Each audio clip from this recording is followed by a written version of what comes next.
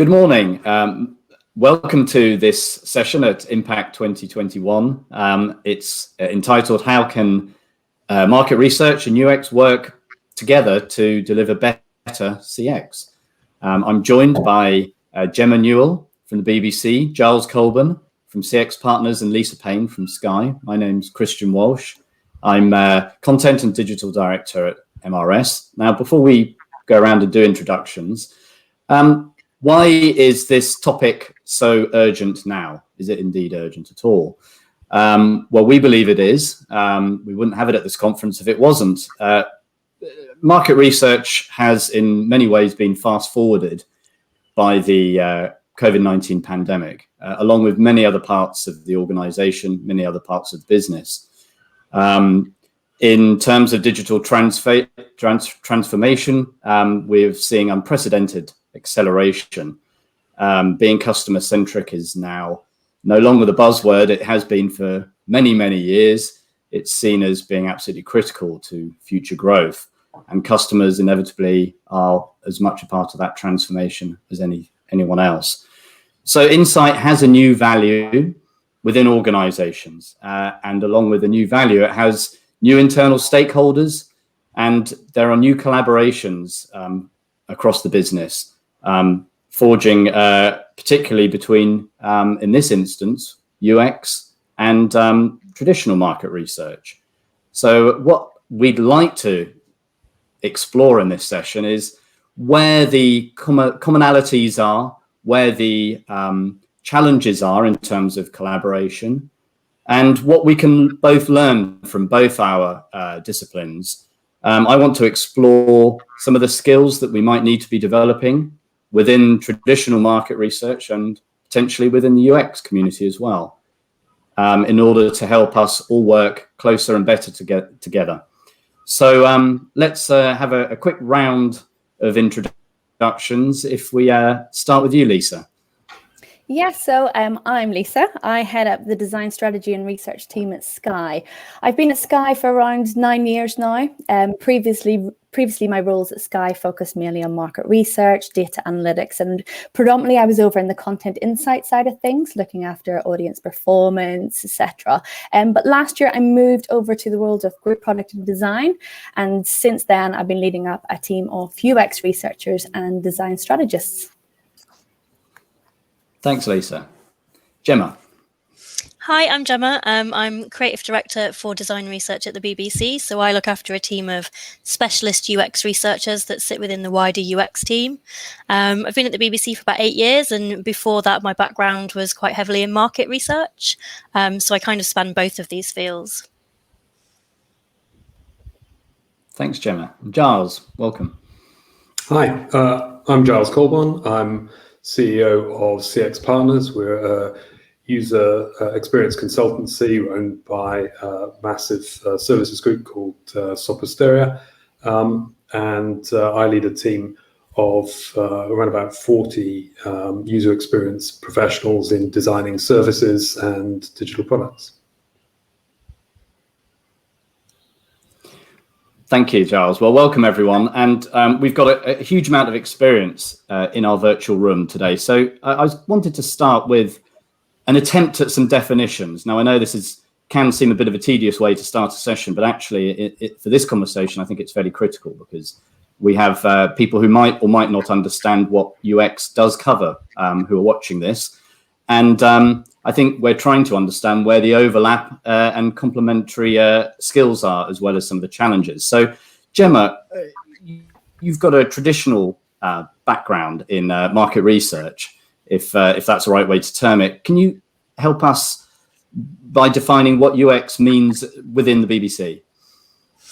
Yeah, sure. So I'd say that within UX research at the BBC, the emphasis is really on understanding why people do the things they do.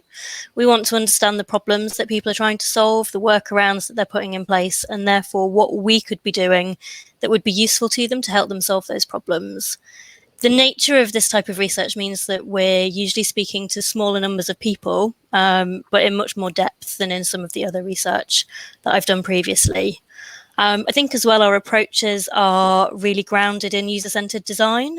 So we work really closely with the designers to ensure that they know who they're designing for and why.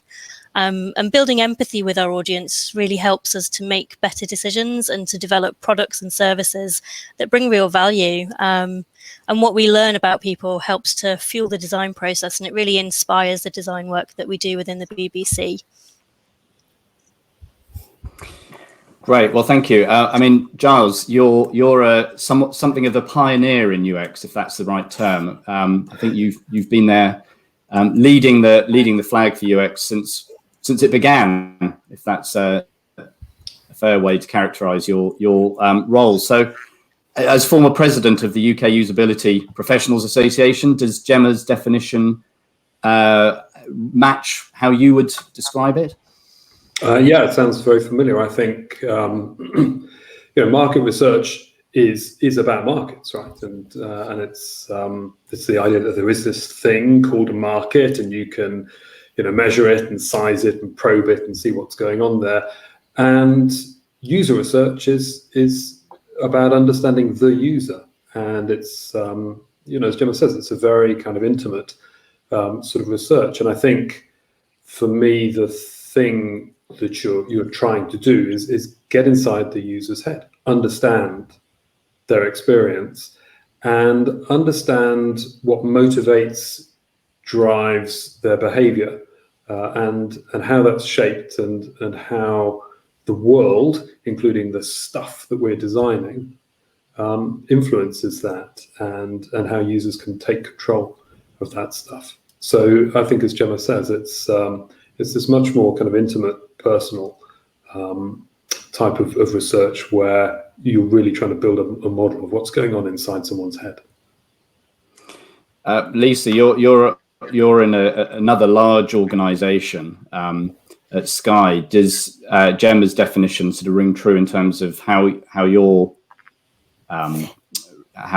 teams are sort of structured and their focus? Yeah, it really would. It was about really putting that customer first, getting under the skin as well. It's not just about designing products and expecting the consumer to adapt to it. It's about not just understanding the consumer behavior, but also understanding what's happening out in that world and how the two come in hand together, and how we can actually react to that, or actually just get ahead of that game and understand our customers more. We at Sky have this hearty ambition of being recognised as Europe's leading design team. And now I'm naturally biased, but I truly believe in having, a real stab at that ambition. Is a key part of that is the research and the role that research can play. Just taking you back to the way our teams are structured and how we have managed to gain that customer first approach across our teams. When I joined the team way back last year, we had a really well established UX research team, with the kind of misconception that UX research was all about, designing something and then can't decide between a red or green button, so let's ask the audience. So this was the perception across the business. But what we also had across our team was this slightly separate division that covered things like competitor research, market trends, emerging tech. And we started to really see the power of bringing these two areas together and what that could do. So by following those emerging trends and tech, etc., it really gave us a chance to put that customer first and bring design at the front end of the process, but looking at that customer angle to begin with. As all of us as researchers, and plenty of people listening to the call today know, what people say they want and what people actually want can be two different things. But our approach helps us really understand that customer even more. If we're able to put products and behavior in context with what else is happening out of the world, we can look at that problem first and start driving solutions to problems and fulfilling those customer need states first. So I'd say it's also as much as important of giving the customers what they want as it giving them what they don't know they need just yet. And our team's set up to do that. We've now got this team that follows the entire end-to-end life cycle of the product, right from discovery and innovation through to delivery and beyond that as well. So yeah. When you were sort of building this team, where did you find sort of complementary skills that perhaps people hadn't really recognised to be sitting in both those camps previously? What were the areas of? It's the additional toolkit that it brings as well. Again, helping. One of our biggest pain points across the business was changing that mindset and helping educate the business on the definition of UX and the skill sets that it could be bringing. But by doing additional things like longitudinal studies or doing things that actually is going to give that more qualitative approach to helping get under the skin of our customers, that's what opened the eyes to our stakeholders as to how exciting this new way of working is. The fact that, you know, you don't just have this A/B testing approach or data first approach. We actually have that more empathetic, consumer leading, problem solving approach as well. And I think by bringing across all of the skill sets from the traditional perception of UX research plus what market research can bring to the table, it blends that into a nice 360 join the dots approach to research. Mm-hmm.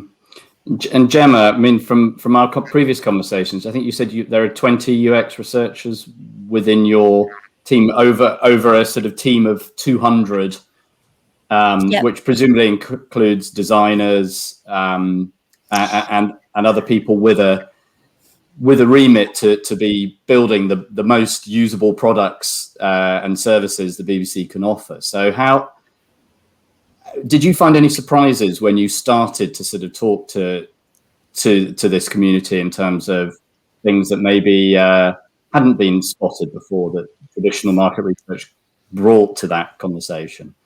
I don't think there were any huge surprises. I think I completely agree with Lisa that there's so much overlap between that skill set. In terms of the UX research, a lot of the foundational methodologies are still the same. So the qual, the quant, and how we approach those. I think the key difference for me when working with UX research and a design team is the application of those methods. It's almost like you're applying a slightly different lens to it. Mm-hmm. So the focus might be slightly different. The outputs and deliverables might be different.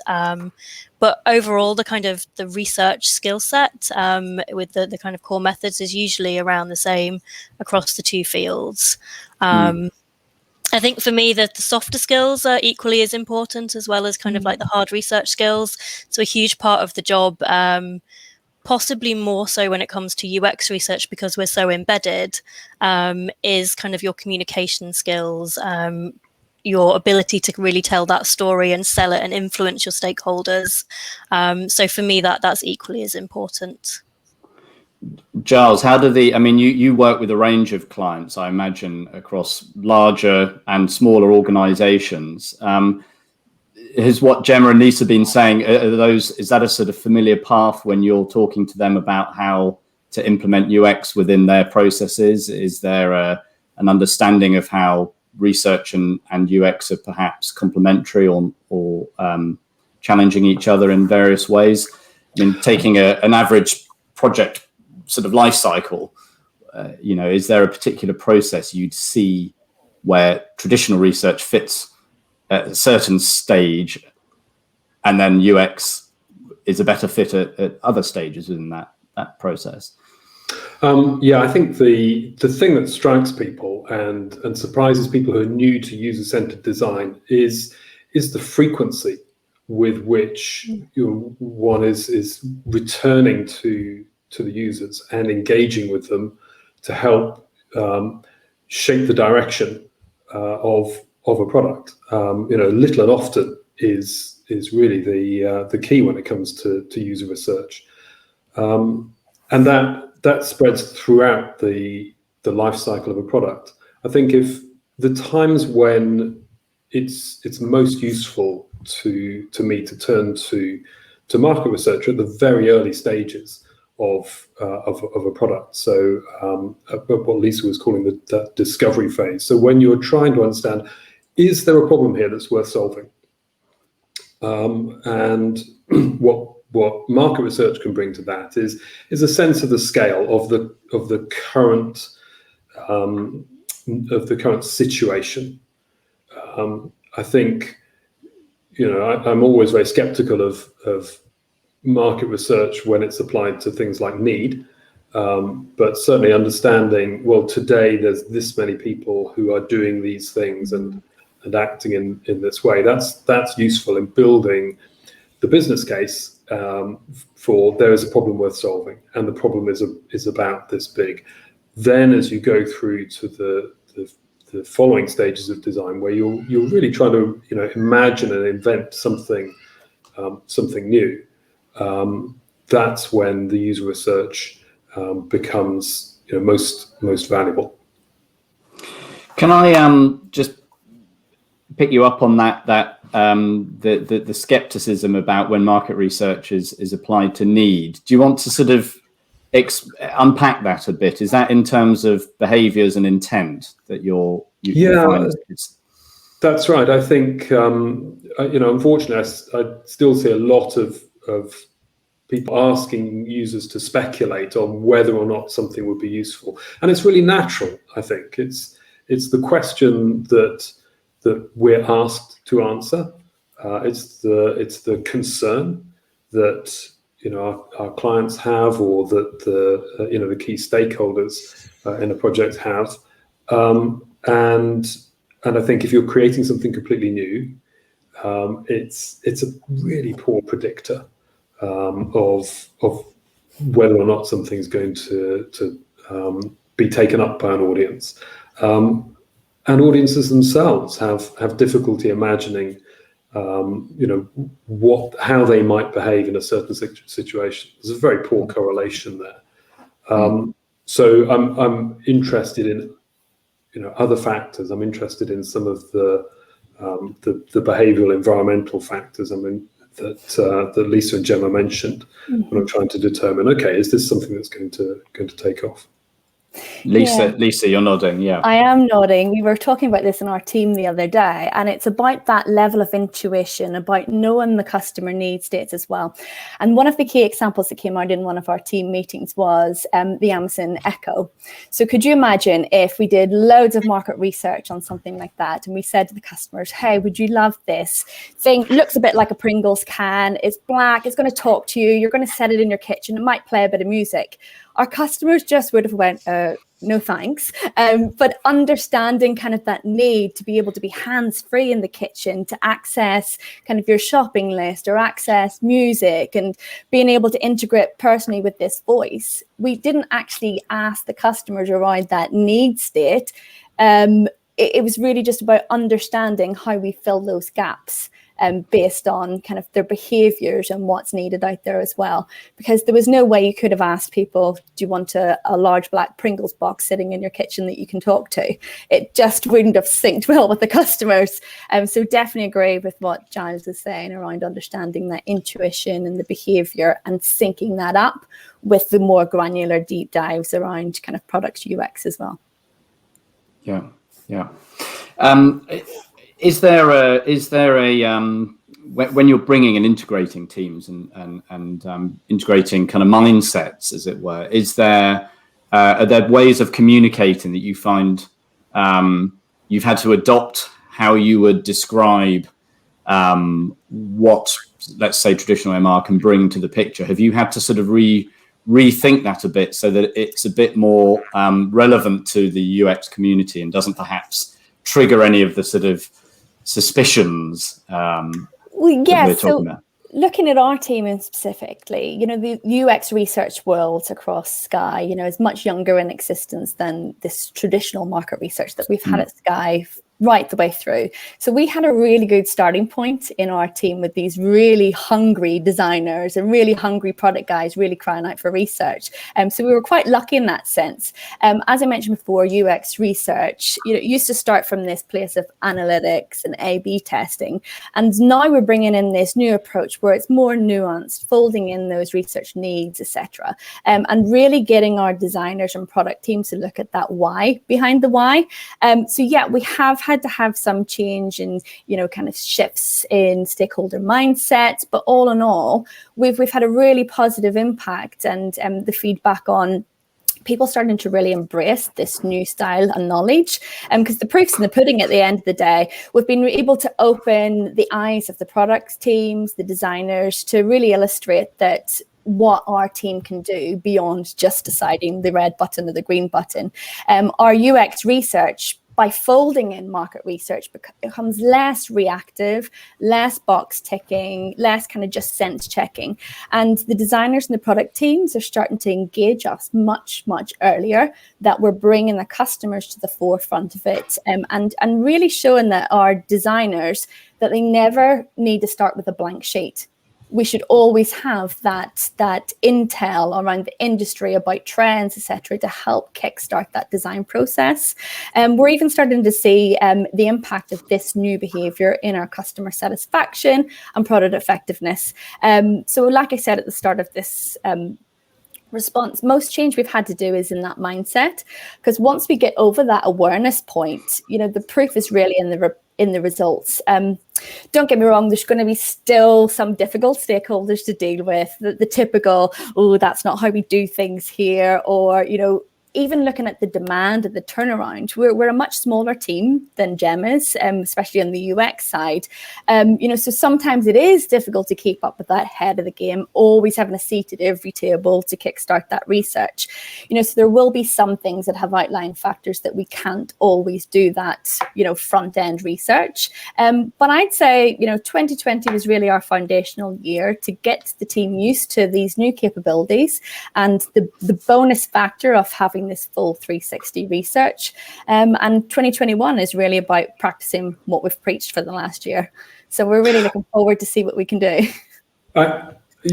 Kristen, you mentioned communication skills, and I think you can hear it in what Lisa said. The thing that really matters in communicating UX research is storytelling, right? We're talking about behavioral research, and so the way to get that across is by leading somebody through a story. What's happening in the user's world, what's happening in their mind, what happens next. That's encapsulates the behavior, and it's powerful because it draws stakeholders into that world and helps them to do what Gemma said, to build empathy with the audience. And I think that's the most powerful thing that user experience research does, is it allows you to sit in that world, and that's a really exciting place to be. When we bring stakeholders in to watch user research live for themselves, and I think there's something exciting about seeing it unfold live. It's always an energizing process, even when they're watching, something that they care about passionately, crash and burn. That there's a story unfolding right there in front of themselves, and stories spread as well. Stories get told and retold through the organization. So if you can shape a clear, coherent story out of that user research, it sends ripples through the organization. And I would say that is the core communication skill. Yeah, it moves research away from that 2D, here's a chart on a page approach. When we went straight into lockdown, we started a project that we called Project Crowded House, where we followed 12 families across the initiation of the lockdown, and we literally just watched what they did. And the fact that we were all living lockdown with them as well, us and the designers got involved in a really collaborative way, that we literally just lived, eat, breathe these customers at the same time as living lockdown with ourselves. And the value that longitudinal study delivered was way beyond what any survey or box ticking exercise would achieve. And it was just something really fun, valuable, and engaging. And we've got all this glorious video content to immerse ourselves in for the foreseeable future as well. I completely agree, Lisa. I think in terms of the storytelling, it's about that depth that you can bring, and it's not just about being really focused on the product that you're researching, but it brings in everything around that as well, that is within that person's life, and shows you where that product fits in the context of their life. And I think that's where the real value comes. And with that, you find other golden nuggets as well that happen. You may just be studying this one particular project, but in that longitudinal study, we were seeing things like, Black Lives Matter, or, homeschooling and everything else that we weren't even studying at the time. But because we're capturing products within people's lifestyle, you build that whole entire story around that family, that household. And it's just breathtaking to watch. And every single week when we reviewed it and had workshops, the magic unfold that we were just gathering spin-off projects left, right, and center. And it was just a fascinating way to do research that everyone got engaged with. I mentioned at the start, this is obviously all happening within the sort of broader environment of a pandemic. Certainly in terms of Lisa, I think a lot of your refocusing of teams was happening in 2020, as far as I understood. So there's a sort of a context there which is bound to have had implications on how you've actually undertaken research. And one thing that we've heard at MRS is that there has been a massive need across organizations for insight at a faster pace, more fluid, as you've all said, much more sort of interactive and sort of in real time, proximity, et cetera, has all been a sort of craving for that from a much broader selection of stakeholders. So I wonder whether, in a way, one of the sort of unintended, upshots of the pandemic has been that we've ended up having to work closer, and this has almost facilitated this sort of mindset. Have there been things that you haven't been able to do because of COVID in terms of usability research or traditional research that you've had to rethink? Gemma? Yeah, I mean, some of the products that we work on are quite hard to cover remotely. So we have quite a lot of TV apps, and when you can't sit with someone with their TV, we've had to rethink some of that and how we'll do it remotely. So like Lisa said, a lot of those in-home videos have been invaluable in those situations. And then some of our products around voice and XR, naturally, we were more likely to do that research face-to-face, and we've had to shift that slightly. But I think there's been huge benefits, like taking stuff out of the lab and doing it remotely means we've been able to speak to a much broader cross-section of kind of our audience, which we probably wouldn't have done beforehand. So yeah, I think it's actually been quite beneficial. Yeah, Lisa, have you found? Oh, sorry, Giles. Over to you. I was just going to agree with that. Really, what we often used to do was encourage people coming into our labs to bring photographs of their surroundings, just so we get a sense of the environment in which they were working or living. And now, of course, you don't need to do that. You're right there with them. Yeah, we find the exact same, just echoing what Gemma and Giles have said. Yes, there was some very painful moments where I had the members of my team physically sterilizing remote controls and packaging them to get them sent out. It was an absolute admin nightmare getting that with postal orders and everything. You know what the Royal Mail was like during the pandemic as well. So, but like the rest of the nation, we started to find hacks as well. So we got our prototype team to build things like remote simulators that our customers could do in an online environment, and that cut out that. But all in all, we've actually seen a really positive impact. One, in the need to research more. Who's not going to love more research? But despite being fully remote from day one, we find ways, as Gemma says, to get even closer to our customers. We're doing more research than ever. I've had a much faster turnaround, and it's been much more cost effective as well. And one of the biggest things which Gemma also pointed was about broadening our participant reach. We've been able to actively reach out to our German and Italian customer bases as well, right from our home, and reaching out as far as global. The experience of working with kids has been so much less stress-free because you're just observing them in home with their mum, managing it all as well. So that kind of research, reaching out and getting access to our accessibility customers, things like that has just been so much more smoother. And we've seen a real value in getting closer to our customers in their own home environments. stepping away from that clunky lab environment, almost like the difference between observing animals in the zoo versus animals in the wild. Now, by no means am I calling our customers animals, but it really is that you get so much more value by just seeing our products in real time in people's own environments. So it's been really, really useful.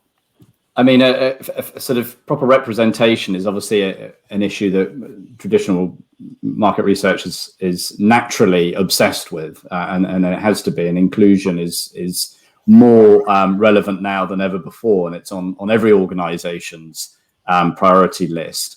How do you, I mean, presumably if you're stepping out of the lab, that counters some of the negative perception of UX that it does work with very small sample sizes, as you said, smaller and deeper, but perhaps not fairly representative. Giles, do you have anything particular to say around on that as a pioneer of so much, and I can see Gemma does too, so I'll try and be brief. So I mean, first of all, there are new inclusion issues that come up. So, where we were conducting user research for people at the margins of society before, and we would be able to visit them in their homes. We can't do that so easily now because there's a whole segment of society which has very poor access to digital devices, and you hear stories through the pandemic of households where there's one mobile phone in the device and in the house, and that's the device that's used for homeschooling, for keeping in touch with work, for shopping, and it's on a pay-as-you-go contract. So it's very hard to make sure that you're engaged with audiences in those situations. Nevertheless, inclusion's a really vital issue for us. Something we write into every research brief that we put together. Our teams ask themselves, well, how can we make our research more inclusive? And I think that the key to that is kind of the opposite of what you said, Christian, that we're not trying to be representative. We're really interested in people who have perhaps slightly more extreme situations, because they tell you a lot about how you can make the results better for everyone. Gemma, I'm sure that's been your experience too. Yeah, definitely. I think a really great example is the approach that we take at the BBC to designing games for kids. And we really start there by making sure those games are accessible to all. And I think that just, as Giles said, enhances the experience for everybody. The thing I wanted to pick up on actually was, Christian, your point around the fact that UX is often seen to be dealing with smaller numbers. And I think that's a bit of a misnomer, really. Like, yes, on an individual project, we might be dealing with smaller numbers and looking more in depth, but especially at the BBC, we approach it in terms of a programme of research, not just a one-off ad hoc project. So in terms of the design process, we work to the double diamond approach. So the first diamond is all about discovery, and the second diamond is all about developing and delivering. So that second diamond is probably where most people think of the traditional usability testing, and it might be smaller numbers, but actually if you bring that whole process together across the whole breadth of it, you've spoken to a huge number of people from a wide range of backgrounds, and that allows you to really uncover all the different elements that might be relevant to that research project. Lisa, do you have to how do you tackle sort of sample sizes, as it were, in old speak? Yeah, it's by bringing those two forces together, just as Gemma said. We've actually talking to the entire planet when we're looking at emerging trends and consumer drivers. So that's a huge sample size, if you ask me. But it's really about that. The market research is traditionally breadth, but kind of more narrow, skimming that top front. And then that second diamond, as Gemma refers to, is really about, well, let's narrow it. Let's get the color. Let's get the depth. Let's dig deeper as well. So like when you say you bring that full picture together and that full 360, there is that case of actually we've gone big and then narrowed it down. So whether we're taking this double diamond approach that Gemma takes or a full funnel approach where we actually look at the huge market analysis and work our way down, or you can internally do that top down, bottom up approach as well. And when you meet in the middle, that's when the magic happens. Is the challenge maybe then for smaller organizations, and I'm thinking, SMEs who are doing UX research on their apps, websites, and so on, and will often not have an insight professional within the company. They might not even be doing any research. Mm-hmm. Is there, maybe this is a fairer question for you, Giles, as in terms of your experience working with some of the smaller companies, is there any risk of them sort of leapfrogging straight to making conclusions based on usability studies or eye tracking studies or whatever it is, without some of that sort of bigger picture research that we've talked about? I think, well, first of all, we tend to work with big companies, but even within large organizations, there are small teams who are often quite isolated. Same thing applies in that situation too, though, which is that you're often going from a situation of little or no research to a situation of some research, and things will get better. I think the trick is kind of implied there in what Gemma and Lisa are saying, which is you're constantly adding to your knowledge, and you're constantly going back to users and learning something more. So really, it's not about having, here's a research study we did then, and here's a different research study we did then. It's about building a model of user behavior, of their environment, and adding to it continually. And that's the real trick. If you're doing little and often, gradually over time, you're going to build up a better and better picture. Gradually over time, your decisions are going to become more and more informed. You're not going to need to keep revisiting the same questions over and over again. And you'll get that rich view. So continuous improvement, I think, is the mantra for me. And there's so much out there as well. When I started designing this team, I think we had one competitor researcher, and the plethora of resources just out there, from what Ofcom's delivering, from agencies up that, just do a simple Google search and you'll see stuff on trends and everything out there as well. So it's not necessarily about size of team or budget. It's about having the right resources to really pull that picture together. Great. I think we're going to start rounding up, but before we do, I just wanted to get a quick view of the sort of agency support. Now, where is it critical to bring in an agency? What do you, Lisa or Gemma, fairly briefly, what do you use? Where do you need UX agency support, either from traditional agencies or UX specialists? So we have a roster of agencies that we work with, so 8 agencies in total, but they're really diverse, and we use them across the entire spectrum of the work that we do. Some of them are very traditional market research, ethnography agencies, all the way through to full UX agencies. So I don't think there's any particular critical moment that we need them. We bring them in to act as partners with us across the whole process. Yes, we're the exact same. We're actually still building out that, being a relatively new team on our list of agencies that we work with as well. But similar to Gemma, it's that partnership, moving away from that transactional relationship and having the agencies in a close collab with us. I'd say there's probably 3 main reasons why we'd use it. One is that classic capacity solution whilst we're building out our team. The other one would be about expanding the capabilities and the types of research that we're doing. We're always trying to expand. So looking at core experts and specialist skills like accessibility or kids and things like that as well. And then the third one for us is actually about, we're so embedded in the team that actually it's been nice to have that neutral viewpoint as well. Now, some may say that's an effective at bringing this outsider to deliver this big in-depth strategy, but because we've started with that partnership and the collaborative approach to it, we bring that agency along with us on that whole product life cycle journey as well. Giles, do you want to finish on a very sort of short piece on what the agency can bring to the client, and particularly around UX?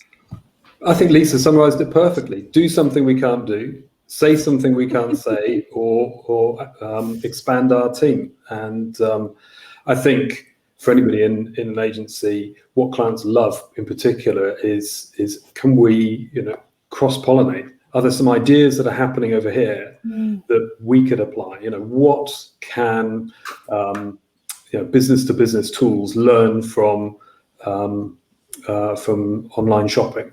What can insurance learn from medicine? And I think being able to see the different ways in which different fields operate and cross-pollinate is another way you can bring new ideas, new capabilities to industries and to organizations. Fantastic. Well, thank you all. Thank you, Giles, Colburn, Gemma Newell, and Lisa Payne for joining this session. I think we've got a lot we can do in the next year around collaboration and appreciating each other's cultural and skill sets from the various disciplines where we have the pleasure of working with increasingly. So thank you for joining us. And a last mention is that for further reading, the MRS Delphi Group have just published a report on mrs.org.uk about how Insight can help businesses, particularly at the moment, as they continue their transformation. So thank you all. Thank you. Thank you.